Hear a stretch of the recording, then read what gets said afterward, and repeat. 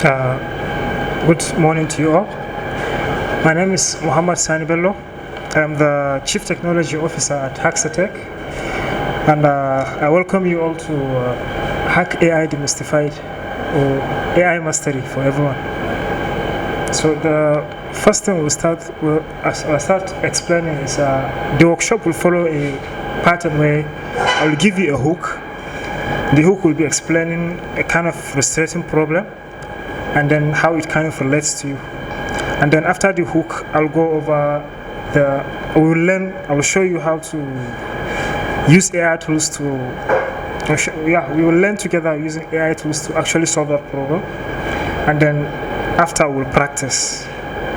We'll practice using what we learned actually from the previous session, and then we'll then apply that knowledge we learned in a real world practice, and then after then we'll move on to the next module. Now at Hacksat, our mission is to empower individuals and organizations, and we've been doing that for a very long time. And currently we have over 1,000, this is an old number, we have almost 2,000 members currently at the moment.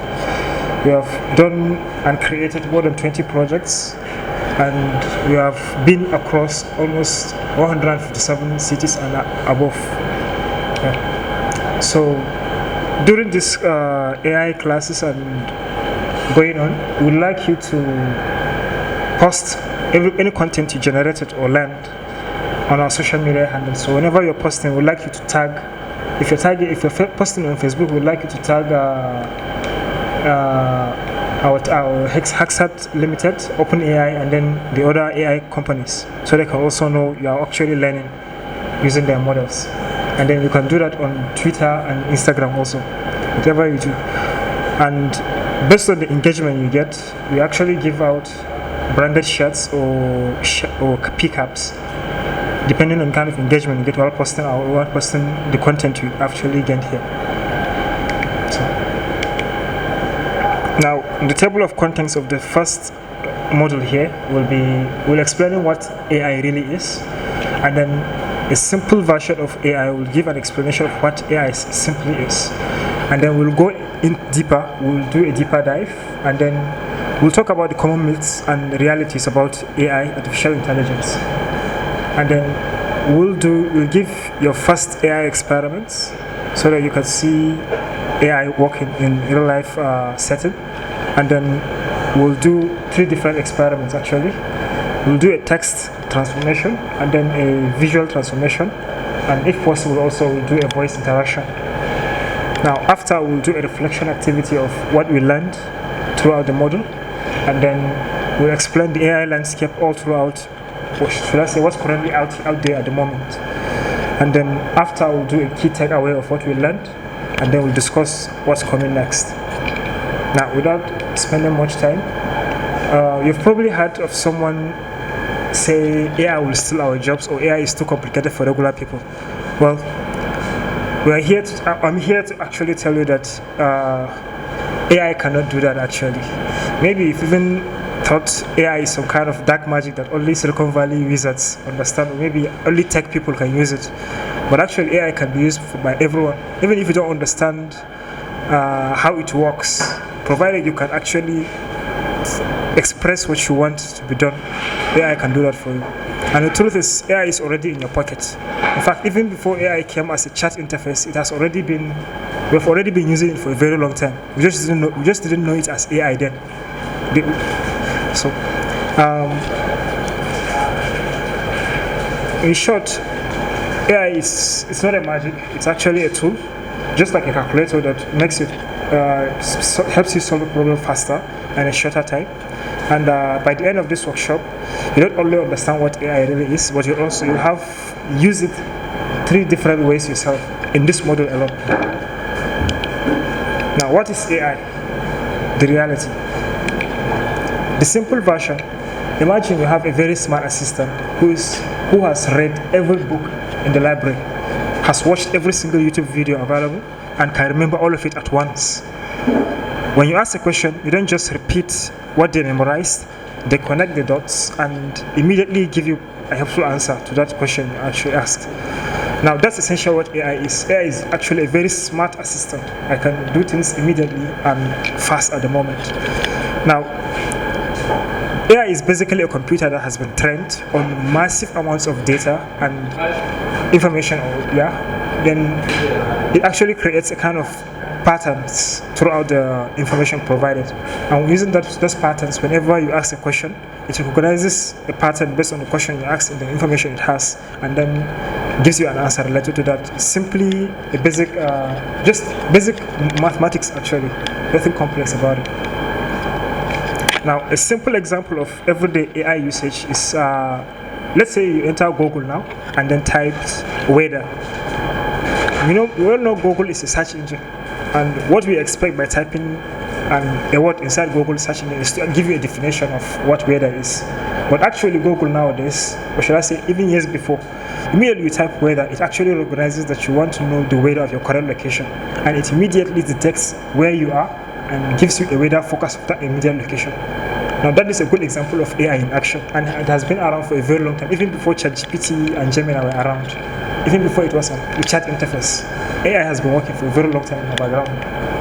Now, by going in the deeper dive, artificial intelligence is a field of computer science actually, where we teach machines to learn, we should teach machines to perform tasks that typically require human intelligence, things like recognizing faces, understanding speech, and making decisions or generating creative content.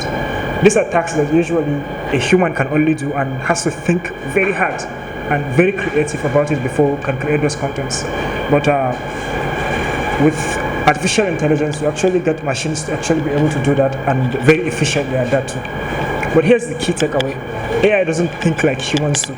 You see, as a human, you think by emotions, you think by the effect your decision will make or will result whenever you're talking or making a decision. Well, AI doesn't do that actually.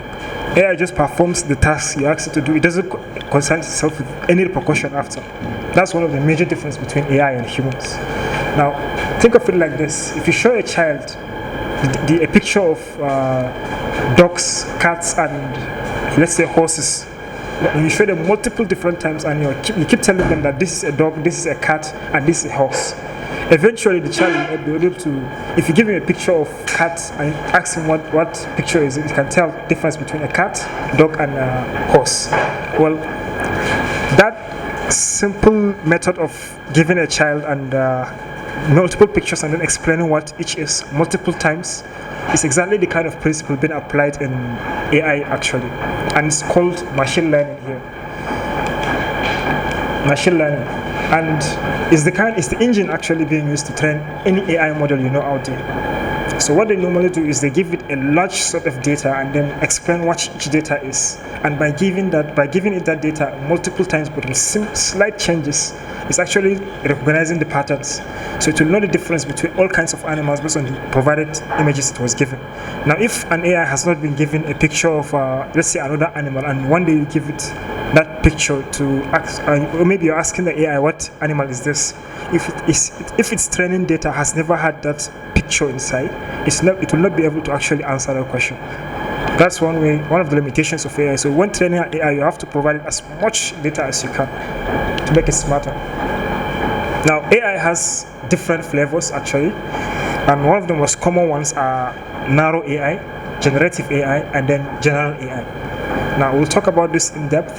Narrow AI, these are specialized tools that do one exceptional thing very well.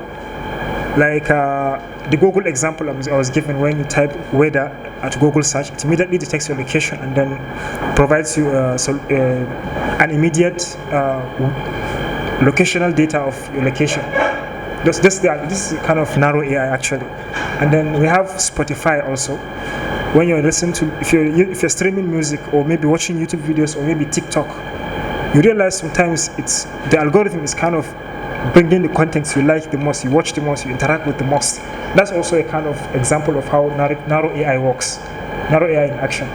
Now we have generative AI. Generative AI, these are the newer models we are seeing within the past 3 to 4 years. These are the AIs that came with a kind of chat interface actually. They can create content Like ChatGPT now can create random stories out of nowhere. You can just tell it you want a story of this, and it will create the story. And we have DAL-E also. It's also another AI, but this AI is actually specialized in making images. It can generate image out of nothing. And then we have also AI. This AI is generative AI that actually creates music and a lot of other audio files too. So now we have general AI also.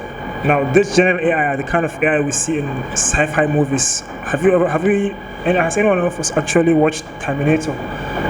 So those are the kind of example of an AI robot actually, where we'll be given a scenario where AI has taken over the world, and now that's a good example of general AI. It's a kind of AI that actually does every single thing a human can do actually, and it's more advanced actually. Fortunately, we haven't reached that level yet, but it's eventually coming soon. Now, there's a crucial analogy used in AI to explain how AI works. AI is basically like an engine inside of a car. The engine alone cannot actually drive the car safely, or should I say, cannot actually drive the car entirely. You as a driver have to put in the gear, manually steer the car to where you want it to go before the car can actually do the work for you. That's taking it from the place you want to go and the place from where you are and the place you want to go.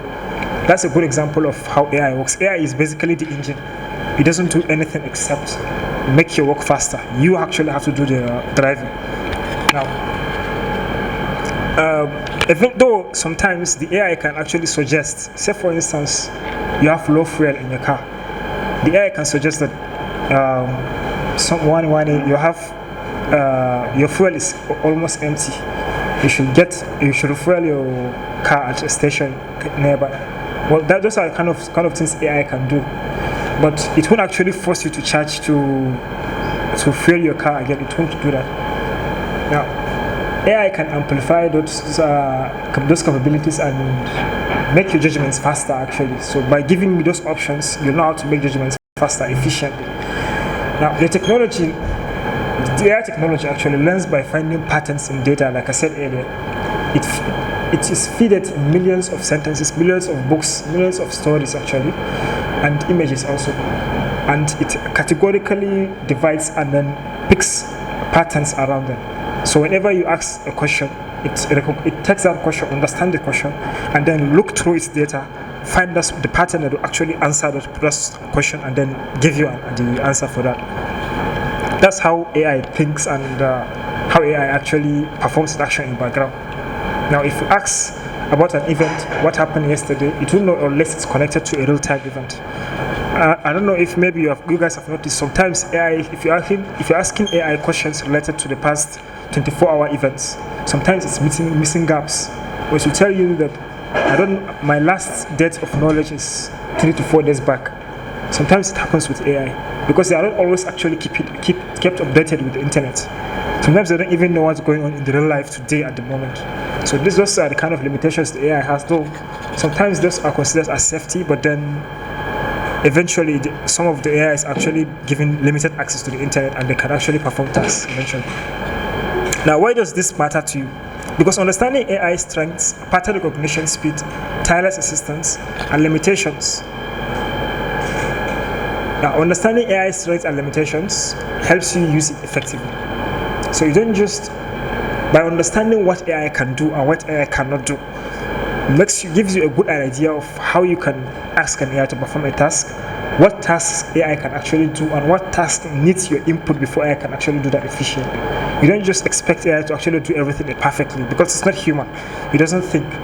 You as a human that thinks have to guide the AI. This is how I want this to be done, and then it will actually do that perfectly the way you want it. But if you did not specify this is how I want it to be done, it's not going to do that actually. So now you won't ask a hammer to actually drill a hole. You can't do that. Exactly. So now then there are common myths and realities with AI we'll discuss here.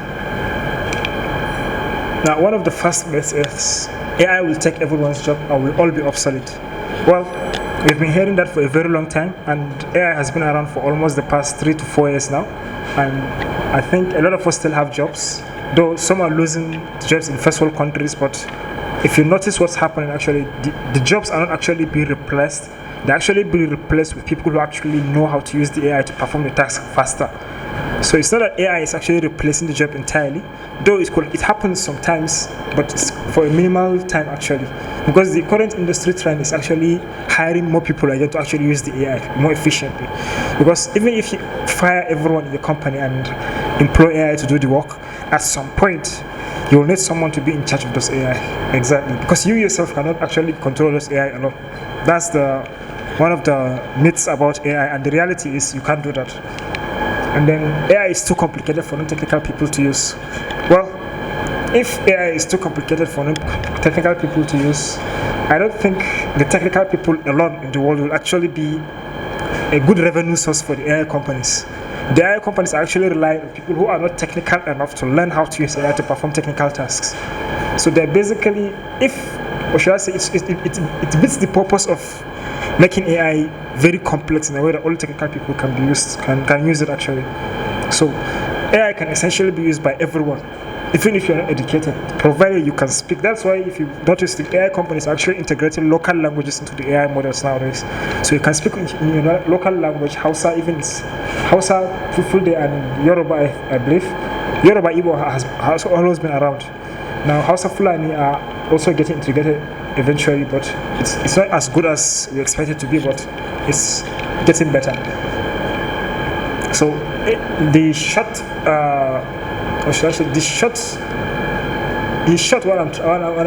what I'm saying is, you don't need to be technical to use AI. And also, if you notice, Netflix gives you recommendations sometimes when you're watching movies. That's also AI in action. Just like Google, as I was suggesting here, I was talking about earlier. And then Google Maps also, when you're traveling in a high traffic area, sometimes Google Maps can tell you the places where there's a high amount of traffic. So you can know how to avoid that and route your traveling path. And then inside our mailbox also, if you notice, sometimes the emails that have been sent to you sometimes are being pushed to a spam folder. Well, those are actually one of the works of AI. AI can recognize an email coming in, and if the email doesn't seem normal, it will push it to the spam folder automatically.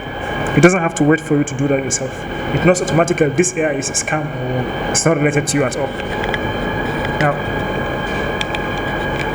another myth about AI is AI knows everything and is always right. Actually, AI doesn't know everything and it's not always right. But you should keep this in mind. AI is only as good as the data you provided. If you give an AI alphabets A to Y, for instance, and did not show it Z, whatever AI will do in its entire life, it will never know what Z is. So if you ask it something that's related to Z, it will understand. It will panic. It won't understand what to do next. So, provided the amount of data you provide to an AI will make the responses will be given more accurate. And I believe us humans are actually one of the most biased creatures on earth. We tend to have emotions when making decisions or maybe writing content. If an event happens, whenever I'm reporting an event, I may likely add a little bit of something from my side that didn't actually happen to make the story sweeter maybe. Now, if I feed an AI that story, I added something into it that's not actually completely true. Whenever someone asks that AI something related to that event, the AI will actually spit what I said and tell you that. So the answer may seem biased, but the reality is the source of the content itself was already biased in the first place. So if you want AI to be objective and always correct, you have to give it the right information without bias at all. And then using AI is cheating. I believe a lot of us must have felt that at some point. Using AI for doing your assignments, or maybe doing a project, or maybe writing your content, it feels like cheating. Well, the reality is, if you don't do it, someone else will. But what makes you different? What will make you a bit better, or what will make yours better is actually learning how to use it efficiently. Not just telling AI to do the task for you, but actually using the AI as a backup, or should I say, a kind of assistant actually. More like you know how to do that stuff, but you don't want to do it because it will take a very long time. Then specify how to do it and then tell the AI to do that exactly. So the AI can do that faster while you focus on something else the AI cannot do. So that's one of the best ways to use AI actually. AI should not be considered as cheating because it's here to stay. It's not actually going anywhere. So you have to adapt at some point. Now we'll give a first AI experiment here. I know you guys would have heard of ChatGPT and Cloud AI, right? Well, ChatGPT is an advanced AI chatbot developed by OpenAI, and it uses conversational language to generate human-like text and response to user prompts. So if you ask it a question, it will use human-like tone, human-like text wording, and then give you that answer. Now, there's Cloud AI also. It's also a family of generative AI chatbots developed by the AI research company called Anthropic. It functions as a conversational tool also that can generate new content like text and code. It's actually one of the best AI models when you're writing code. It helps you debug code faster and can create features faster if you're using Cloud. Not that ChatGPT is not good enough. ChatGPT is also good, but Cloud is better. Now, Cloud is also notable for its emphasis on safety and ethics, guided by constitutional AI principles. This is something we'll actually discuss at some point in the course, but AI safety is one of the most important things when using AI in the current world. And Anthropic is one of the only companies actually that's following those AI safety. Because a recent event actually happened between Cloud and the US government, where the US government had to ban Cloud AI for refusing to actually give the AI model to the US military. So that's one of the realities of Cloud. Cloud is actually one of the most ethical AIs available out there. Now, there's some myths you've also probably heard about us. Though we'll first start with experiments that prove AI is accessible right now immediately. You almost have a smartphone, right? Now this will be an exercise, so please open ChatGPT or whatever AI model you use on your phone.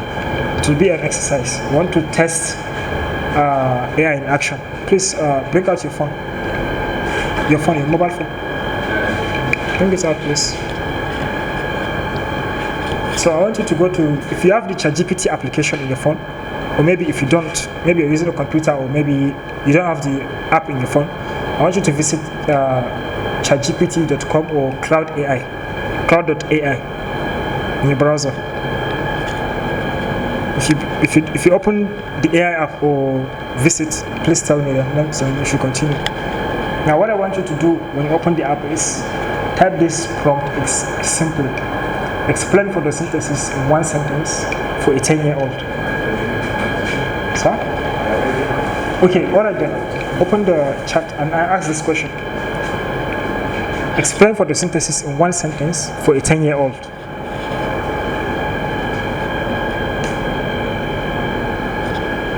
Now, in this screenshot here, when I did it then, the answer I got was photosynthesis is the process by which plants use sunlight, water, and carbon dioxide to make their own food and release oxygen into the air.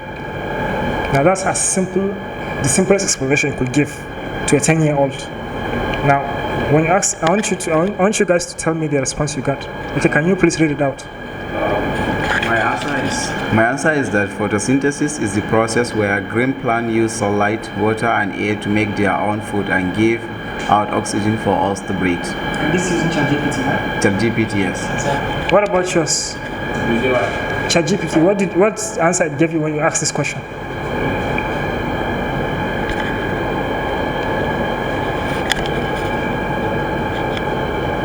And one good thing about ChatGPT and all the AI chatbots out there is they mostly don't require you to actually sign up before you can use it. Please search the question. I want to see your response.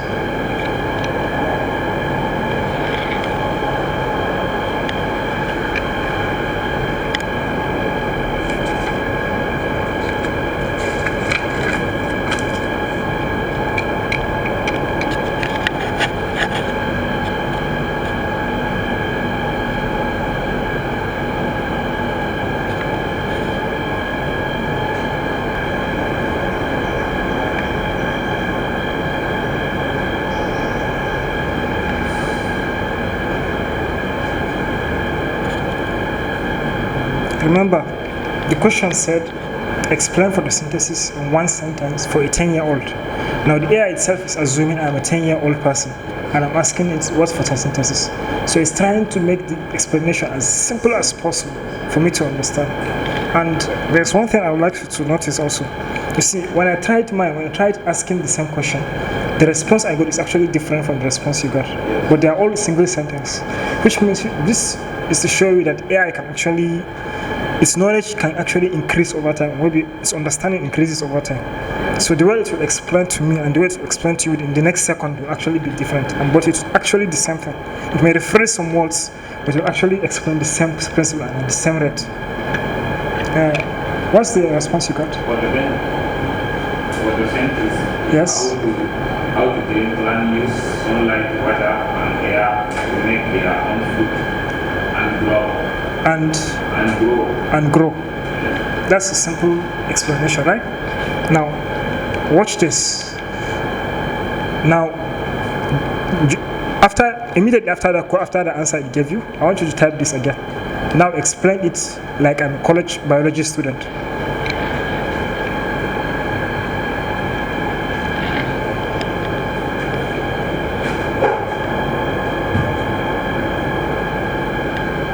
Now, when you ask this question, there's actually two very important things happening here. There's one thing we call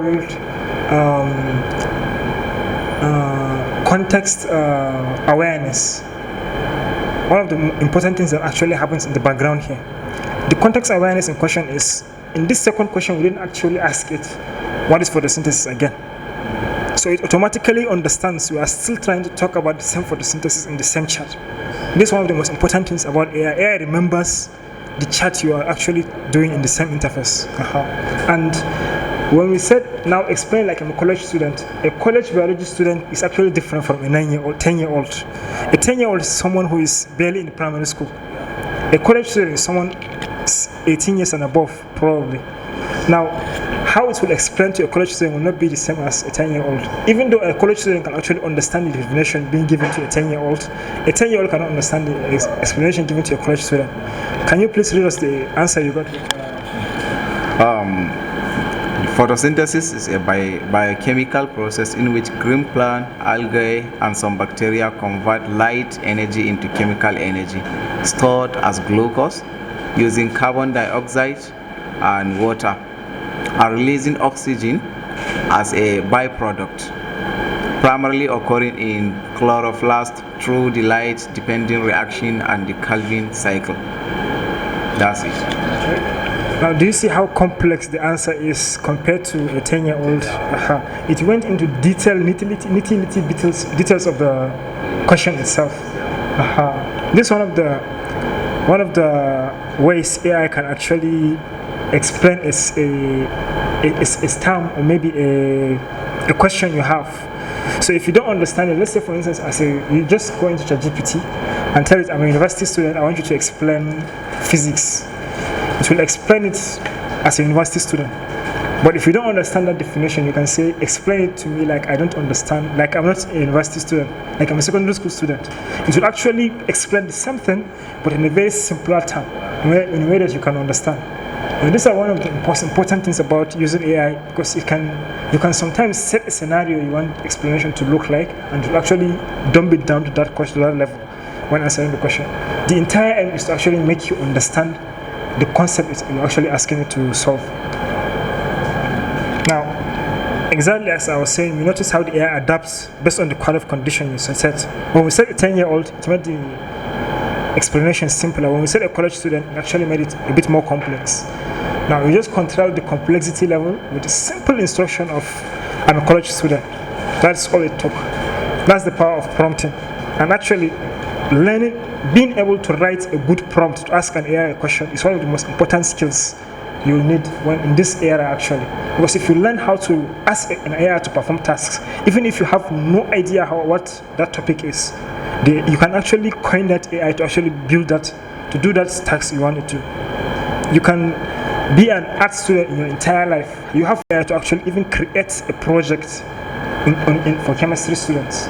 This is how good AI is and how important prompt engineering. It's actually called prompt engineering. It's actually a job nowadays.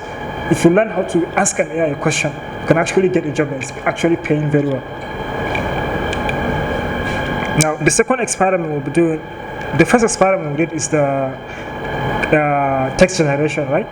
This is the second experiment we'll be doing. The experiment will be visual creation. This is generating image, or maybe generating image with AI. Now, a lot of AI models out there can actually generate images, but one of the most accessible ones is still ChatGPT, right? You can use ChatGPT to actually do that. When I did this image right here, I was using a tool called crayon.com, and I believe it's still available. It's still available. You can check it in your browser, maybe if you have internet. But for the purpose of this session, we'll skip that and use ChatGPT, because then ChatGPT wasn't actually generating images in the interface, but now it does. So we'll skip Crayon and use ChatGPT for the image generation. Now, I want you to go into ChatGPT, create a new chat page. Apart, not the one we are asking the questions. Leave it and create a new page on the ChatGPT app, and then type this statement. Generate. Okay. Yeah. No. Well, there's one important thing about ChatGPT. When I was creating this image, Crayon.com is specifically an AI image generating website. So I didn't have to specify it for you to generate an image, or maybe generate a video, or maybe a text.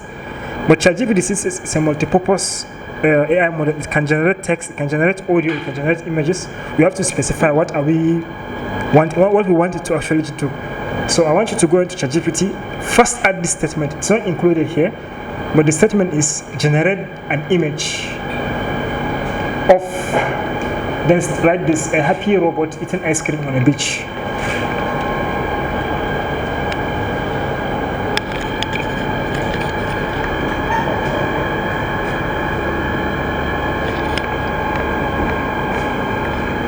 Generate an image of a happy robot eating ice cream.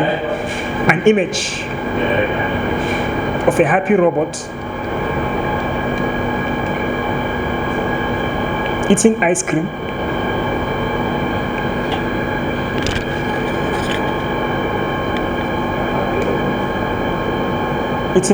on a beach, and then send it. Now you'll see the AI actually just starting to load and it's generating the image. It usually takes a little bit of time, maybe 32 seconds to a minute, maybe sometimes, or even longer. But you actually generate the image out there in time. Now it may take a little bit while, but that's one thing about. Remember, ChatGPT is a premium service, or should I say a freemium service? Okay, it's already generated, right? Wow. So we have a sample here of the image ChatGPT generated. This is a sample of the image ChatGPT generated with the same prompt. Now, this is just a simple example of what ChatGPT can actually do. And just to expand it more clearly, I don't want to limit you to only ChatGPT alone. Gemini AI by Google can actually do the same thing also. There is Anthropic, though Anthropic doesn't generate images. Gemini AI by Google does this. ChatGPT does this. Meta AI in WhatsApp and Facebook, exactly. Another example here. You can see that. Good. And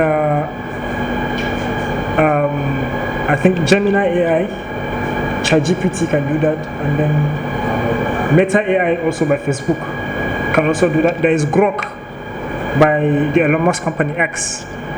Its AI can also generate images, and it's actually very fast too. So these are just the kind of things, and they can all do that with the same amount of quality, and it's also free. Though there's a cap limit to how much images you can generate per hour. So if you generate a specific number of images per hour, they may limit your access for maybe 2 to 3 hours before letting you continue using the service, but it's completely free. Though if you want faster time and more image generation capabilities, you can pay a monthly subscription fee, and then they will give you those access. Now, another example we'd like to, okay. So the type of experiment we're doing is voice interaction. we did text generation at first, we did image generation, and then we do voice interaction. Now, for the voice interaction, how it works, it has also been around for a very long time. If you're using an iPhone, you must have known what Siri is. You can just tell Siri to perform a task for you. Siri will do that. And this was also years before the AI we know today is actually very common. It's actually been doing it for a very long time. Google also has the same thing. Hey Google, and Google will actually answer to do that. Samsung also has something like that for Bixby. Just say it's in the Bixby and the phone will answer and you can answer your question to perform the task. Now, with voice interaction, I like you to use your phones to ask the Google Assistant, or maybe if you have an iPhone, use Siri to ask a question. And then there's also an Alexa. Alexa is kind of an MP. It looks, it's a hardware device actually by Amazon. It's the same size as an MP. It's an AI model inside. It has also been around for a very long time. I keep it in the house as an MP, or maybe just sitting there in the house. So you can ask a question, it can actually search it immediately and give you an answer, interact with it immediately. And it can also actually, it can set alarm also.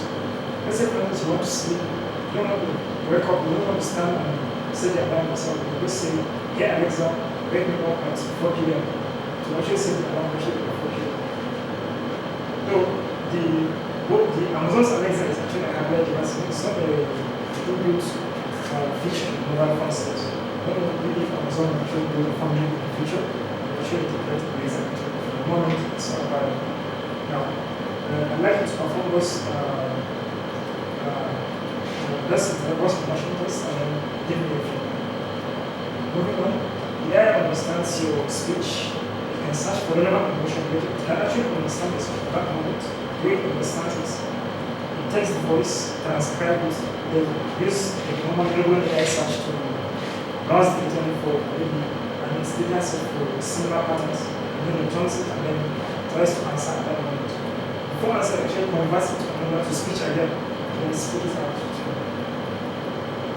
It's very fast, usually between 100 seconds. In fact, so nowadays you don't have words that actually talking like a phone call. You're talking immediately, it's actually very nice, real time. This is a question that seems to happen. If you have a note, or maybe a notes app on your mobile phone, I want you to write this down. These are 3 questions I want you to actually provide, I want you to answer to yourself actually. The first question is 3 ways you already use AI in daily life. Think about the applications you use every day, the services you use, the devices you use every day, and how AI has actually been integrated with it, how you have been using it. I want you to list 3 ways you have already been using AI before to take. List them out. The second question is, what could have surprised you in this experiment you did today? If there's any surprise you in the experiment you did, I'd like you to list it out too. And then the third question, what task would you like AI to help you with? What task would you like AI to help with? Which will, if for instance there is something this model has not actually covered which you want AI to do, I want you to write it down so that we can actually do this together and can learn in the process. Okay, I'll do a copy of the question. The first question is 3 ways you already use AI in daily life. You can take a picture of this faster.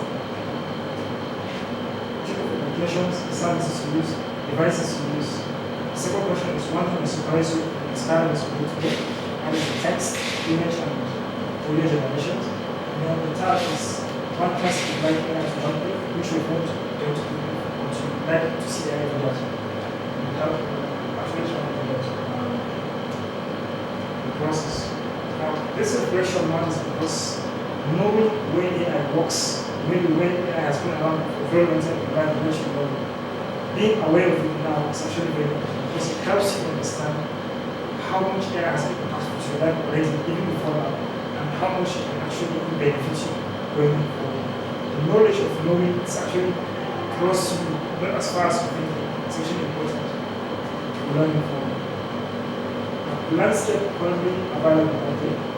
AI falls into few categories actually. We don't need to memorize this at all, but one of the few categories we have available as text-based AI. These are AI models that are very good at generating text, very chatty. And these are ChatGPT, Cloud, Google Gemini. This understand and generates written content as text. They are like having a certain system actually, because they can, if the content you ask is not actually available, the knowledge is actually browse the internet. They have the ability to actually browse the internet for this source and answer question. And they can actually sometimes help teach you a concept that you understand using it.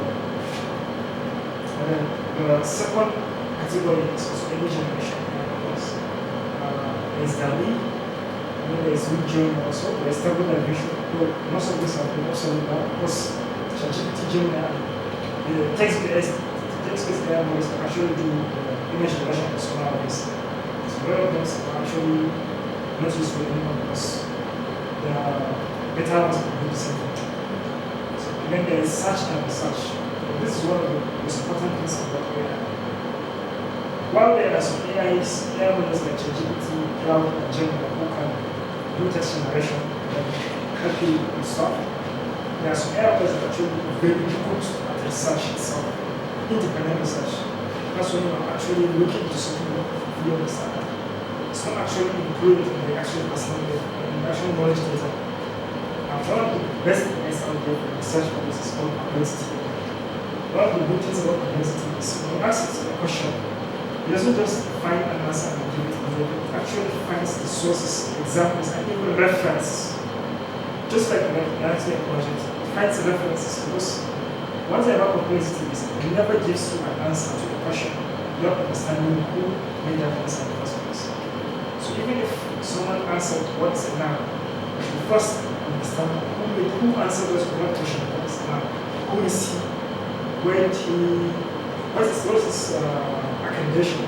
So what makes him the right person to answer that question, to actually give you that, so that you can know who is the person actually using his word to answer that question. And then there's Microsoft Copilot also, though it's also available in Microsoft Edge browser and even Microsoft Windows for using that. See them available there. And then they have specialized AI tools. These specialized AI tools are actually one of the ones that have been around for a very long time. So there's one called Grammarly. It has been around for almost 10 years, I believe. Grammarly is simply a kind of a grammar teacher actually. When you're typing in the computer, in real time it's actually taking grammar mistakes and trying to correct it for you in real time. It has been around since before AI was very common. It has been around for a very long time. And Grammarly is still around today and it's actually getting better. Because it can not only write content for you, it can actually reference content because when it comes to scenario you have to send content. And then there is Otter AI. Otter AI is a kind of a transcription AI model. Let's say for instance, you record a meeting, maybe 30 minutes meeting conversation. You can give Otter AI to actually convert that recording into written transcript, in which it can actually detect how many people are in the meeting and separate the text of each person in the meeting independently, differently. So then there is one way it actually helps you edit videos in real time also. And a lot more on there actually. Now the best part is most of these AI models, like I said earlier, are actually free to use. Unless of course you want higher tier access and maybe more heavier tasks you would like to perform, you can actually pay for the feature. They are based on a model called freemium model. You have a free version of that you can use, but it's very limited. If you want the full access, you have to pay for the basic access. Freemium model. Now, the key takeaway of this model is AI isn't magic or a threat, so it's a powerful tool that makes it embedded in daily life. It excels at pattern recognition and can help with tasks from research to creativity. But it needs your guidance and application. AI cannot do this for you. You have to specific what you should want to do and you can do that perfectly. Now the barrier to AI is actually incredibly low. When like programming, maybe video editing, you have to learn the skills. AI is actually very easy. It's as easy as having a conversation with a machine. The take of it like this, the other person of asking is actually someone who is unbiased, always trying to make you better and tries to answer as much as possibly can. It never lies actually, unless of course the data is taken, it's actually biased in this case. Now, everything we cover in this specific workshop model, builds on this foundation. AI is a collaborative tool that amplifies human capability. Think of AI every time like this. AI is a collaborative tool. It's a tool that helps you. It's a collaborative tool that amplifies human capability. You know how to do stuff, but using AI, you can do stuff 10 times faster. That's one of the best ways to use it. Whatever you're using, whatever you do in daily life, if you realize AI actually do it faster, you should start using AI to do it actually faster. Because using AI to do that, you eventually realize that you're wasting time on doing some necessary things that AI can already do.